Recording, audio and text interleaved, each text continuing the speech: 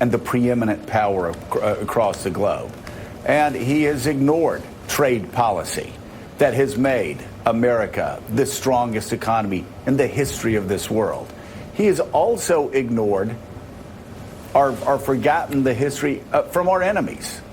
And so think about this. I mean, there are patsies for Donald Trump in the Trumpian press who continue to defend him no matter what he does. Some people who were actually never Trumpers, who now suddenly have rushed to his side because he's powerful and an election's coming up. So they're anti-Trumpism.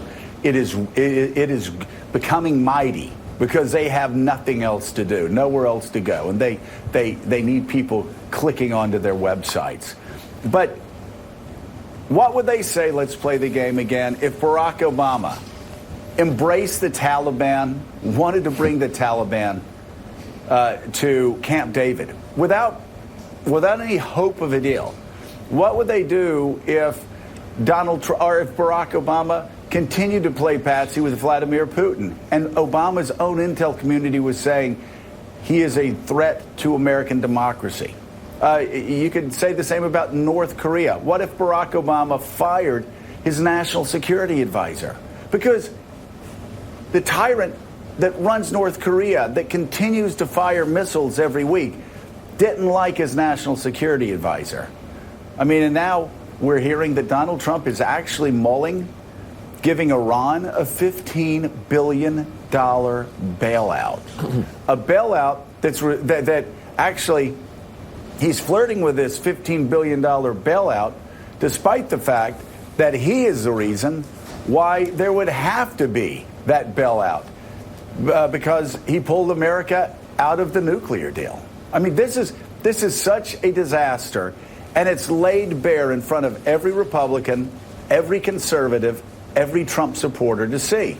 And I just wonder, what are they? And also, Donnie, and you'll get this, and then I'll shut up. I wonder why the Democrats are so weak. Why are the Democrats so weak that they cannot politically pound a guy who's made friends with the Russians, the North Koreans, the Taliban, and now the Iranians?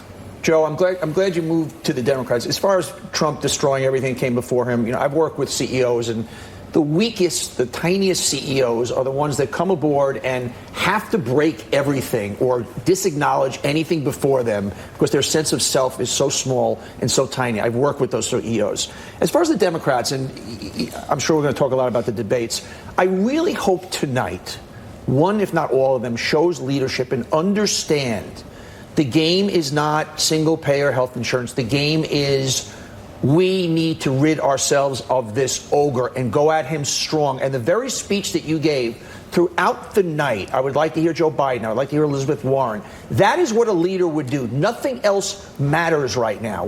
Our democracy is under siege. I have not seen it in the first two debates. I've seen them go after Barack Obama. I've seen them go after each other. I've seen them go after busing.